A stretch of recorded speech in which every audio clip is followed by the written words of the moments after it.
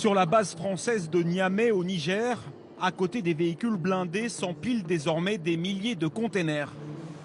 Il en arrive des dizaines chaque jour. À l'intérieur, du matériel militaire, des armements, des pièces de rechange et tout l'équipement pour faire vivre un régiment entier. Ces containers arrivent du Mali, de la ville de Gao, 450 km au nord de Niamey.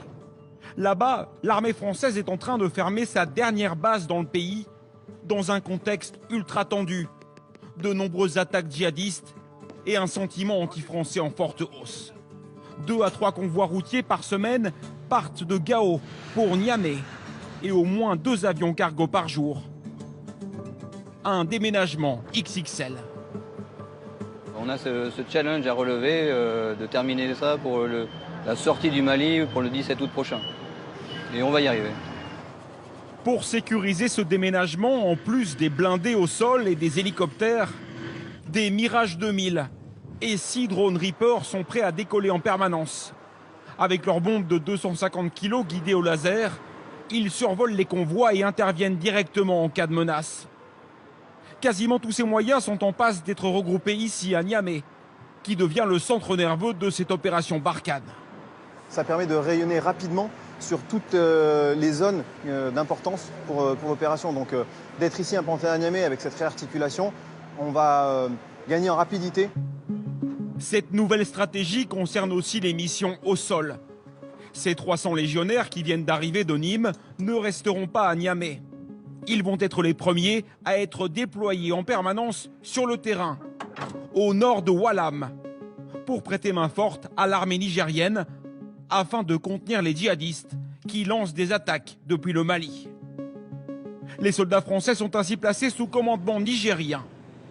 C'est ce que le général Hervé Pierre appelle un partenariat de combat, un changement de philosophie totale pour l'opération Barkhane.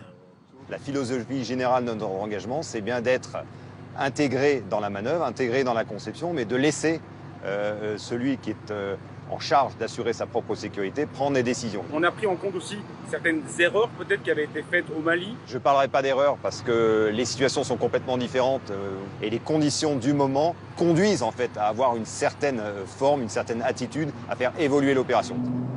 Il y a pourtant une leçon qui a été tirée des erreurs du Mali. Ici au Niger, la France est bien décidée à gagner les cœurs des habitants. Dans ce convoi escorté par l'armée nigérienne, se trouvent plusieurs représentants de l'Agence française de développement.